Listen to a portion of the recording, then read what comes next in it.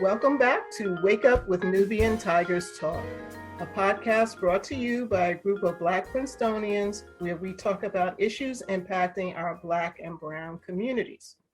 This is the conclusion of The Healing Power of Black Art, featuring Gail Hall and Joanne McFarland.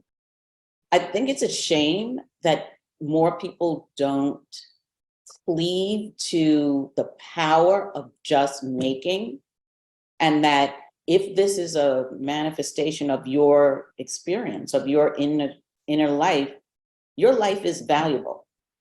Your experience is unique and valuable. So, that's kind of like the space I'm living in. Yeah, a bunch of us in the group are lawyers and doctors. And I'm constantly encouraging them, as well as my former students, to engage in some creative endeavor whenever they can, because the professions that we're engaged in are spirit destroying. And if we can just find some time, or make some time, is probably the better way to say it, to engage in something creative.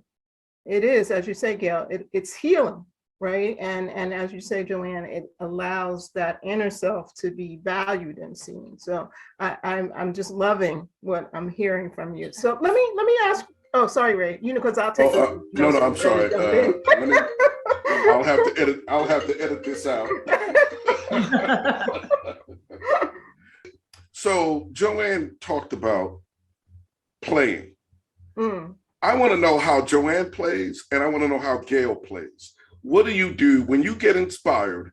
What are the steps that each of you take to start creating one of your pieces?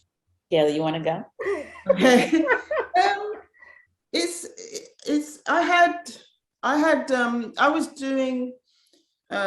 I started off doing the portrait in words, which we've described. So the really early stuff was 100% inspired by my relationship with my mum. Then I had an exhibition, and I did a questionnaire. I put a questionnaire out to people, what they liked about my work, what they felt they could get from it. And a lot of people said that they liked the designs that I did within the portraits, and they'd love to see that on cushions and T-shirts and things like that. So I went, okay. And a year later, I am creating a home interiors range. But I'm using it as, my idea is, why not have your house as a piece of art? It's a massive blank canvas. So I'm still hoping to create a bespoke range, because if you want something, I can create it for you, but it will be a piece of art, but it may be in the form of wallpaper. It may be in the form of tiles. And so I'm still trying to create that relationship where I talk to you and find out what you want in your house. Because Joanne, you're creative, I'm creative. I know other people who are creative, but I know a lot of people who you need to show them. And I like to work with color. I love color. And people are frightened of color. They're like, oh, I just want a white house. I just want white. And then you show them color, and they're going, that's really great, but I'm not sure if I can do that. And you're thinking, well, why can't you? And then, so I'm trying to show people that they can have color, and it's showing people who you are, because people are not white. And I mean that figuratively speaking. People are colorful, and they have energy. And if you've got all these things, then you have color. And why not put that in your environment? So I progress, hopefully I progress by listening to people. I feed off people, and I'm creating art, hopefully that people will like, because I'm listening to them and then progressing onwards. Well, I can say that I definitely feed off people too. And I love interiors. So I've designed my space, which I'm in, my Art Poetica space to be the safest place on earth. And everyone who comes in here feels a sense of calm, which I have very intentionally designed. So I have spent so much time thinking about all of these issues that I know how to create safety. And because I feel the world outside is so aggressive, I have built almost like a fortress for myself and for others that feels radically safe. So it's fascinating, Gail, to listen to you talking about people and their fear of color, because I think that's true. And most people are afraid of themselves. That's what I see. That In what way? In what way, Joanne? we're afraid of our own intensity. We're afraid that if we show everything that we are, that we'll be rejected or that we'll get hurt. Yes. And because of that tentativeness that's almost a part of most of our lives, we shortchange ourselves. So we don't have the most vivid, the richest lives that we can have. So when I think about, okay, well, what am I doing? What am I making? The space is critical. And it's almost like an obsession with me, but the feedback is good. That when people come in here, I want them to feel like they can let their guard down, because I want to talk about what really matters. I want to talk about how we stay positive and heal and what exactly is going on here in terms of trying to control us, or even worse, getting us to control ourselves. So my work is about doing something creative every day, because doing something creative every day means that I've let my own guard down. And that's all I have to do. That is a practice and is already so difficult. Sounds easy, but it's not easy. It's very, very difficult to be unguarded and to be open. So when I'm making work, the reason why I do so many things, I write poetry, I make collages, I make oil paintings, I paint, I make furniture from kits, I cook, I do every creative thing I can. But what I'm doing when I'm doing that is I'm telling myself everything is okay. You're gonna be okay. You're gonna get through this day. It's delightful, it's beautiful. Look around you. That is always what I am telling myself as I'm making things. Now, each one of these bodies of work is a little bit different. So if I'm making my collages, that's the only body of work I have that's funny. So I do that when I really need to be relaxed. I really need to let my guard down, because my oil paintings are not funny. And my poetry tends to be extraordinarily visceral. Yes. So, each one of them are different, but I'm always moving. The reason why I'm doing so many things is because I have to keep moving, like a shark or whatever it is, that you can't stop. No, seriously, because I have to stay, I'm avoiding depression. That's what I'm doing.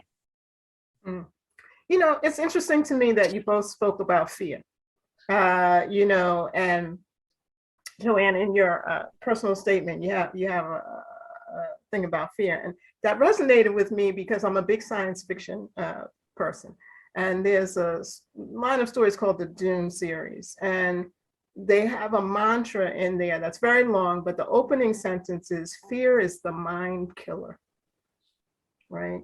And I love that. I carry that phrase with me all the time. Fear is the mind killer. And you're both speaking to that in terms of how you're encouraging your own work and the people that work with you. So having said that, I see that both of you use unusual spaces, if I can use that word, to display art. Like Joanne, you'll have multi-venue exhibitions, and Gail, I was fascinated by your puzzle, your memory puzzle. I thought that was, I was just blown away by that. So tell me a little bit about your approach to how you pick the spaces where you want your work to be. I think I'm probably earlier in the career than Joanna is, so I kind of pick the places that are offered to me. Yeah, but also, I mean, you know, like the idea of the puzzle, right? Normally, you don't see artwork on a puzzle. The idea of the puzzle again is an interaction. When I saw my nephew, my mother's grandson, they had a fantastic relationship. My mother was, towards the end of her life, was losing her hearing. And so Sam, his name is, he'd be like, so Gail, how are you doing? And, but Grandma, are you okay too? Yes, Gail. And he'd walk, and he was like, for the first 5 years of his life, he had his grandmother. And he would, when he came and visit, we made Mum like a memory wall with all her old pictures and new pictures and everything. So when where she sat, she could see these pictures, and he'd sit on her lap and say, who's this, Grandma, who's that? And she'd tell him. And that's how the puzzle came about, because I thought, you know, like Sam never knew his grandfather, but because of his relationship with his grandmother, he knew him. And I thought, if you do a puzzle, you could do it through the ages, starting off with, in that case, with the grandparents and going down to the great-grandchildren. And you can see the connections between them. And I find that it's like when you're trying to learn about your ancestry, once you've learned something about somebody, if they're related to you, it doesn't matter how far back is, you suddenly feel a connection with them. So like now Sam has a connection with, there's 3 or 4 members of his family, my big sister who passed, that he has a relationship with because of the puzzle. And when he plays the puzzle, he may ask who that is, and then they'll tell them. Also, I created little pockets of information on the side of the puzzle. So if you really wanted to find out about X, you've got enough information to then go and learn in ancestry.com or something like that. So you've created an ancestry puzzle then? Yes, and it is to create a connection between the young people who don't know the people who've gone before them. Mm-hmm. And then the sudden realization that I really like my niece is a fantastic seamstress, but I can't sew, my sister can't sew, her mum kind of sewed, but my mum was an amazing seamstress. So you may, as the niece, you're wondering how come you're a really good seamstress, and you can look back and say, that's where I get it from. And those little links are really important. And, you know, if you're in that sad place where you don't get to meet somebody, but you know a little bit, then you know, you begin to know your history, basically. Yes. I thought that was fabulous. I really did. Yeah. I enjoyed watching that little short clip on your site about the puzzle thing. I was blown away by that. Now, Joanne, of course, you're in a different space, but wow, I mean, a multi-venue exhibit. I mean, how is all that happening? What's going on there? Well, you know, a lot of the discussions, I've had many fascinating discussions with my co-curator. Her name is Sasha Chakravarti. And we've both been artists for 30-something years, and we both have studios in this particular building, this artist-owned building where I am now. So we've had lots of discussions in the last few years about how to survive and really thrive as older women artists at this stage of our career, because this isn't what we expected. We thought, you know, we're going to be winding down a little bit. We have certain skills, we've had certain shows, but this time turns out to be more exciting than anything else. And part of that has to do with being more open and being able to have these discussions with each other in a just lovely, lively, open kind of forum. And her emphasis is history and mine is more on just getting totally blown away by aesthetics and the beauty of things. So we're kind of like a powerful combination as curators. And we just started again to play. We each have our own practice, but it's like, okay, well, why don't we expand that? What else can we do? So in that spirit of play and in the advantage of being able to rely on a colleague in that way, it's been really, really fascinating. So we just decided to start. And because we're both overexcited, we just said, well, where can we do this? My space, I've been in the same studio space for 30 years. Wow. And everyone would, from the beginning, even when this was a very rough, unfinished space, would come in and respond to the light. So now that it's a live, work, and exhibition space, the reason why I did that was because it was like, well, what else can I do? How can I make manifest what I'm saying about creativity belonging to everyone, everyone coming in and feeling calm, everyone feeling like they could make something, that they have access to this thing that we call art or creativity that's very precious, but it belongs to everyone. That is like, I want to draw a big line under that. It's ours. We just have to tap it.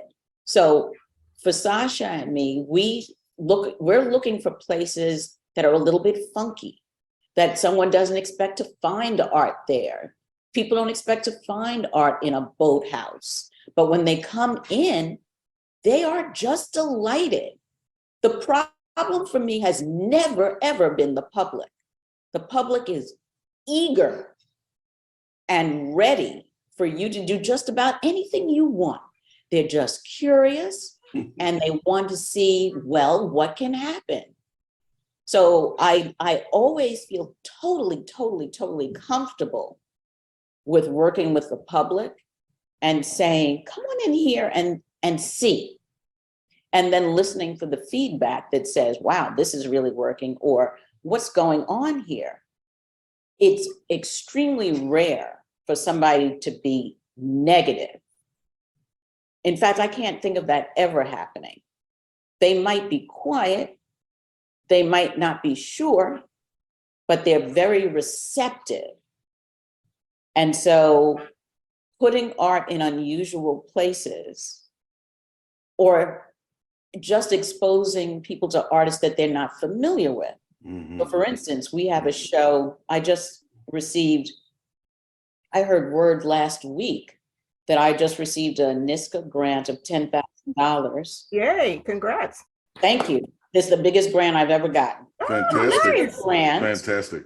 for $10,000, New York State Council on the Arts, for the exhibition Affiliation that will take place at the National Arts Club in Manhattan.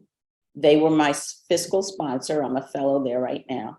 So I'm really excited to do this and to have the kind of like the enthusiasm from NISCA for the proposal. And I will be working with Sasha and with another curator, Heather Topsick. In fact, I'm meeting them after our meeting to begin to discuss what we're going to be doing in June. Yeah, so that reminds us that time is rolling, and as always, we're too many things to get to. But before we segue to the last question, I just want to tell you, Joanne, I love that digital. I wrote the name of the digital poetry book down, but now my notes are so messy I can't find it. But it was Tears of something. Tracks of My Tears. Yes. It was mind-boggling, the juxtaposition of the sort of Renaissance woodcuts with the poetry, and I was like, oh my God, I would like to see more of that. But anyway, so I just want to get that out there because we're not going to have time to talk about it. But as a wrap-up question, which we always ask to all of our guests, you know, time is precious, people's attention is all over the place. What's the one thing you want to leave our listeners with that is important? If they didn't hear anything else you said during this podcast, what's the takeaway thing that you want them to have from our discussion with each of you? I would say that, especially in a time like this, what I would want people to think about, they may or may not agree, but that violence and creativity are opposites. And that just about the best thing I've ever done for myself, and I recommend it to other people, is to do one creative thing every day. With that in mind, that these are opposites. So in order to get your bearings in a time like this that is so filled with violence, doing one small thing and acknowledging that you've done it is a great way to just keep your equilibrium and stay open as we make our way through this. That's great. That's great advice. All right, what about you, Gail? For me, that only has, there's two things, but one thing is that if you're, I mean, not everybody is as lucky as I was to have a loving, giving family. And because I had that, I was able to see forward. Because I had a powerful influencer all through my life who always pushed me forward, I strive, I want more, I want to move more. And it's trying to find that love, really, that can give you so much power. And I want people to be brave, say, I'm here, I'm wearing red today, and I don't care. I want people to say who they are, Right. and not be frightened if somebody gives them a double look. Because if they're giving him a double look, they're probably saying they look really cool.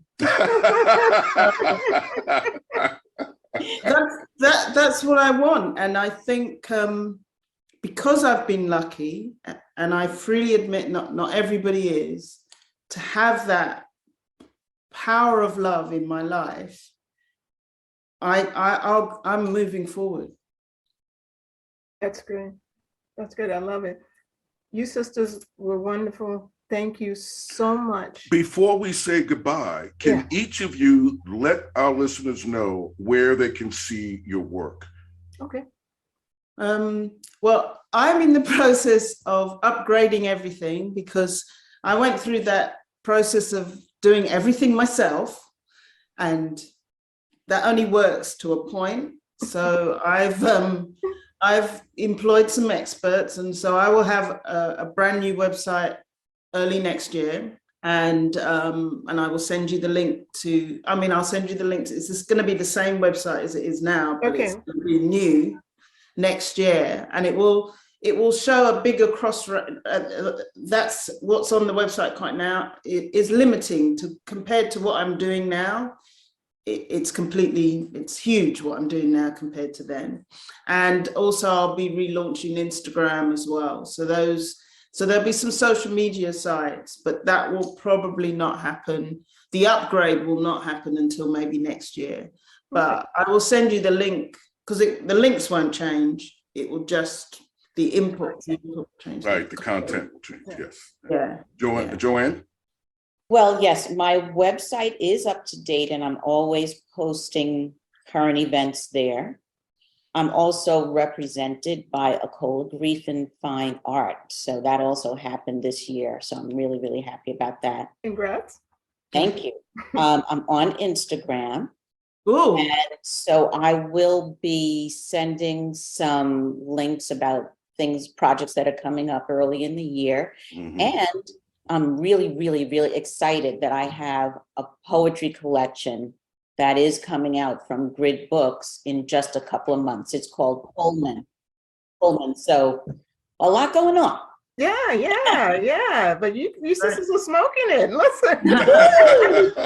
We love it. We love it. And we'll post as much as your information as you will give us, and make sure that our listeners know about you, support you, and well, maybe Joanne, we could meet up because I need to get on a plane.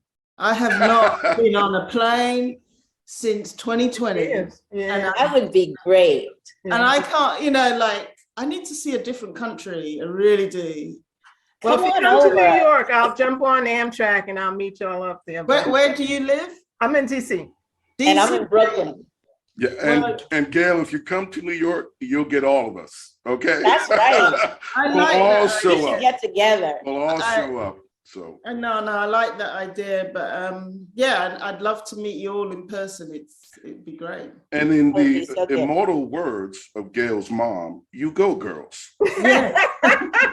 Thank you so much for Good being on the word. show. Good Thank word. you. Thank you very much.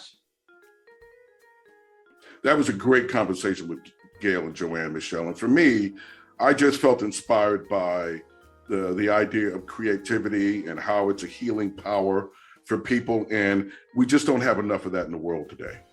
Right. And there are takeaway words that one, don't be afraid. Yes. And We're red.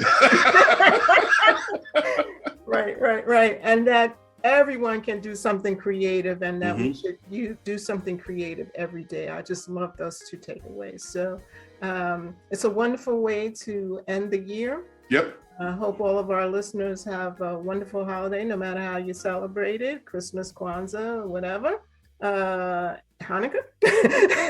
And Right. just keep in mind, #Black Joy. So we just want to let everyone know we're going to take our hiatus for a little bit so Ray and I can recharge, and we'll be And get some sun.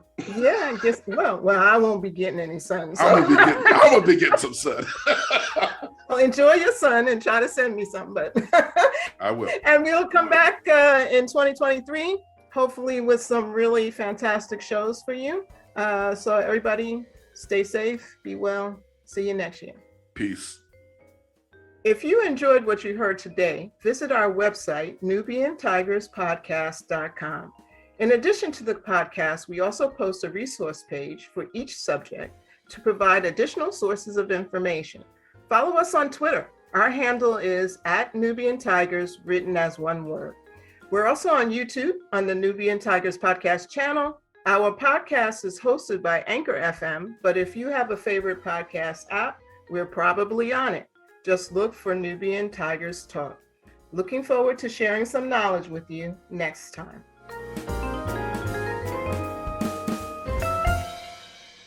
Wake up, wake up, wake up.